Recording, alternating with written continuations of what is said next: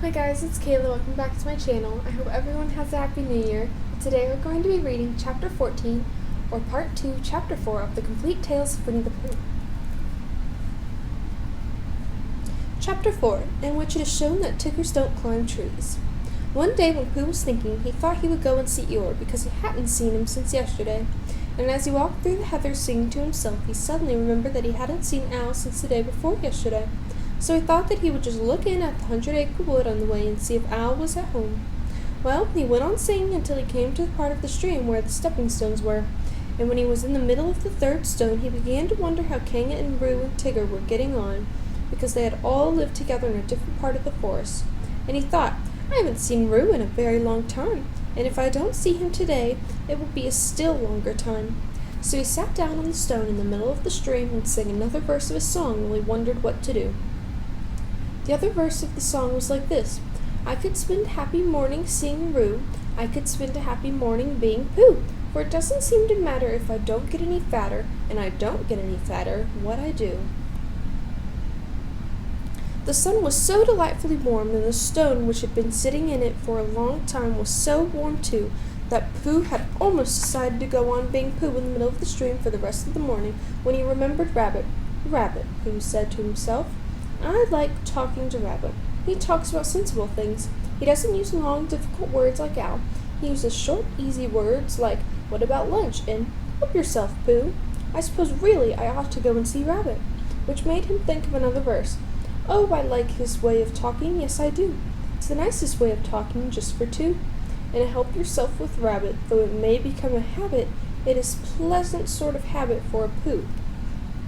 So when he had sung this, he got up off his stone, walked back across the stream, and set off for Rabbit's house.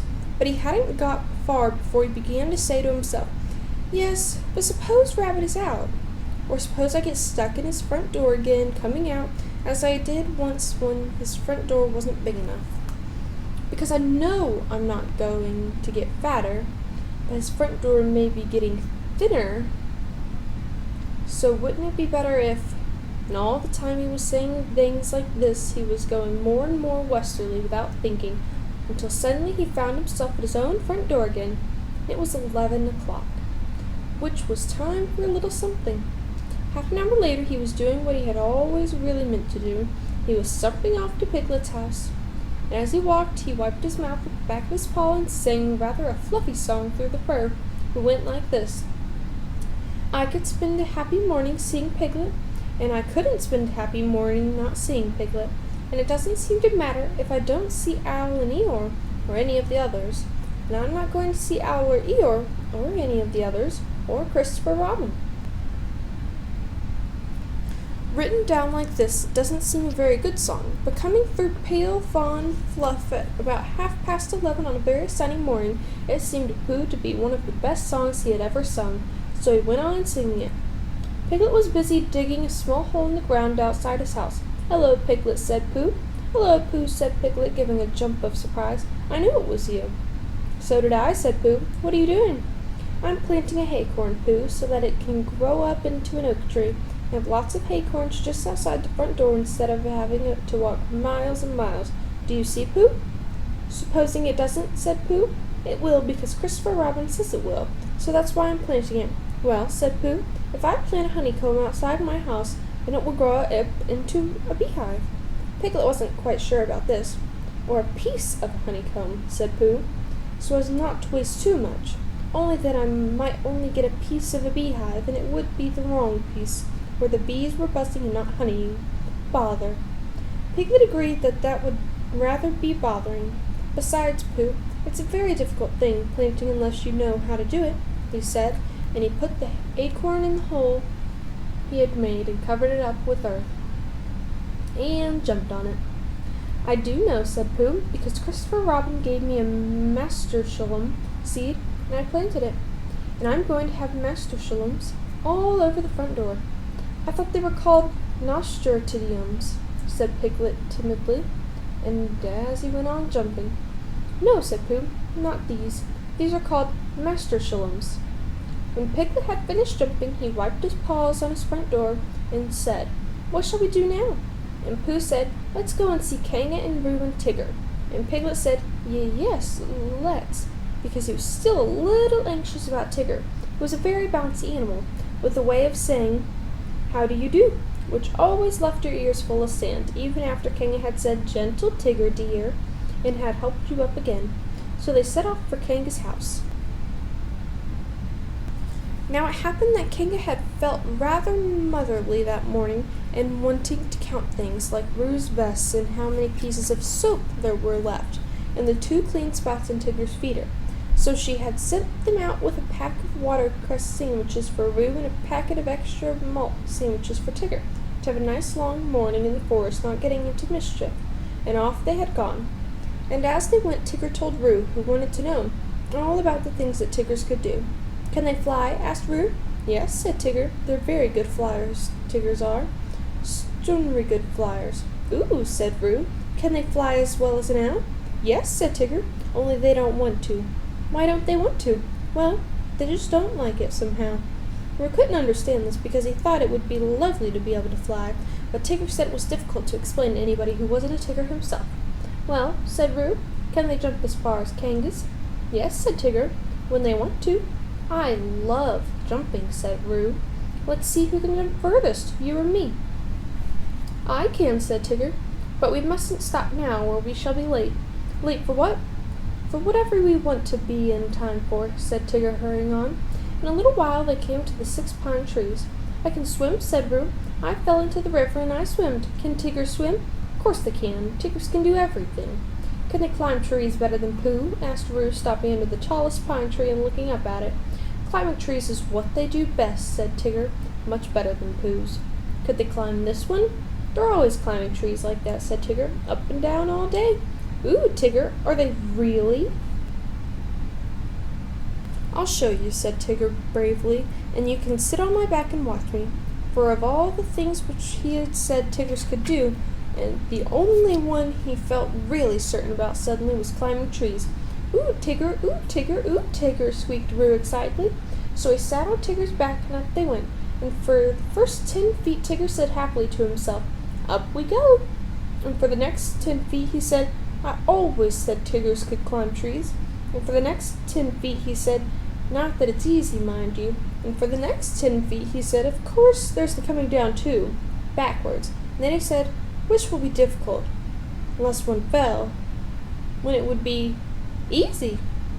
And at the word easy, the branch he was standing on broke suddenly, and he just managed to clutch it at the one above him as he felt himself going. And then slowly he got his chin over it, and then one back paw, and then the other, until at last he was sitting on it, breathing very quickly and wishing that he had gone in for swimming instead. Rue climbed off and sat down next to him. Ooh, Tigger, he said excitedly. Are we at the top? No, said Tigger. Are we going to the top? No, said Tigger.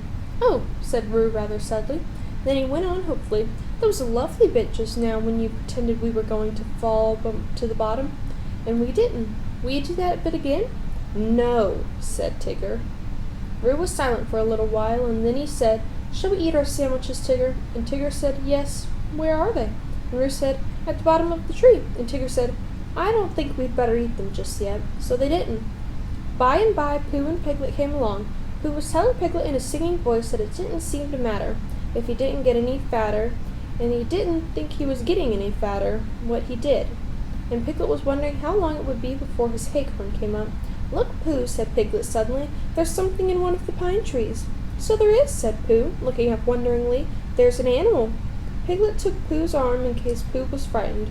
It is one of the fiercer animals, he said, looking the other way. Pooh nodded. It's a jaguar, he said.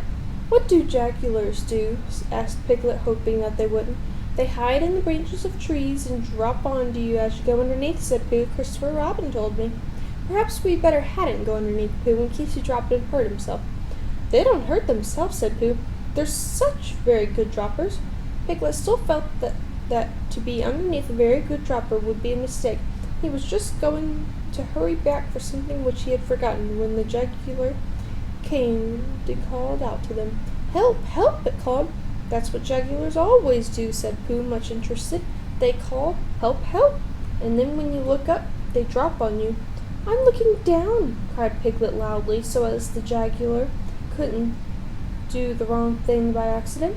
Something very excited next to the jaguar heard him and squeaked, "Pooh and Piglet! Pooh and Piglet!" All of a sudden, Piglet felt that it was a much nicer day than he had thought it was, all warm and sunny. "Pooh!" he cried. "I believe it's Tigger and Roo." "So it is," said Pooh. "I thought it was a jaguar or another jaguar." "Hello, Roo," called Piglet. "What are you doing?" We can't get down, cried Roo. "Isn't it fun? Pooh, isn't it fun? Tigger and I are living in a tree like Alan. We're going to stay here forever and ever. I can see Piglet's house. Piglet, I can see your house from here. Aren't we high? Is Owl's house as high as this?" "How did you get there, Roo?" asked Piglet. "On Tigger's back, and Tiggers can't climb downwards because their tails get in the way, only upwards, and Tigger forgot about that when we started. He's only just remembered. So we've got to stay here forever and ever, unless we go higher." "What did you say, Tigger?" "Oh, Tigger says if we go higher we shan't be able to see Piglet's house so well, so we're going to stop here." "Piglet," said Pooh solemnly, when he had heard all this, "what shall we do?" And he began to eat Tigger's sandwiches. "Are they stuck?" asked Piglet anxiously. Pooh nodded. "Couldn't you climb up to them?" "I might, Piglet, and I might bring Roo down on my back, but I couldn't bring Tigger down. So we must think of something else." And in a thoughtful way he began to eat Roo's sandwiches too. Whether he would have thought of anything before he had finished the last sandwich, I don't know, but he had just got to the last one but one when there was a crackling in the bracken, and Christopher Robin and Eeyore came strolling along together. "I shouldn't be surprised if it hailed a good deal tomorrow," Eeyore was saying. "Blizzards and whatnot. Being fine today doesn't mean anything. It is no what's the word? Well, it has none of that. It's just a small piece of weather." "There's Pooh," said Christopher Robin, who didn't much mind what it did tomorrow, as long as he was out in it. "Hello, Pooh." "It's Christopher Robin," said Piglet. "He'll know what to do." They hurried up to him. "On, Christopher Robin," began Pooh. "And Eeyore," said Eeyore. "Tigger and Roo are right up in the 6 pine trees, and they can't get down, and I was just saying," put in Piglet, "that if only Christopher Robin and Eeyore, if only you were here, then we could think of something to do." Christopher Robin looked up at Tigger and Roo and tried to think of something. "I thought," said Piglet earnestly, "that if Eeyore stood at the bottom of the tree, and if Pooh stood on Eeyore's back, and if I stood on Pooh's shoulders, and if Eeyore's back snapped suddenly, then we could all laugh. Ha! Amusing in a quiet way," said Eeyore, "but not really helpful." "Well," said Piglet meekly, "I thought—" "Would it break your back, Eeyore?" said Pooh, very much surprised. "That's what would be so interesting, Pooh," not being quite sure till afterwards. Pooh said, "Oh!" and they all began to think again. "I've got an idea," cried Christopher Robin suddenly. "Listen to this, Piglet," said Eeyore, "and then you'll know what we're trying to do. I'll take off my tunic, and we'll each hold a corner, and then Roo and Tigger can jump into it, and it will be all soft and bouncy for them, and they won't hurt themselves." "Getting Tigger down," said Eeyore, "and not hurting anybody? Keep those 2 ideas in your head, Piglet, and you'll be all right." But Piglet wasn't listening. He was so agog at the thought of seeing Christopher Robin's blue braces again. He had only seen them once before when he was much younger, and being a little overexcited by them, had to go to bed half an hour earlier than usual, and he had always wondered since if they were really as blue and as bracing as he had thought them.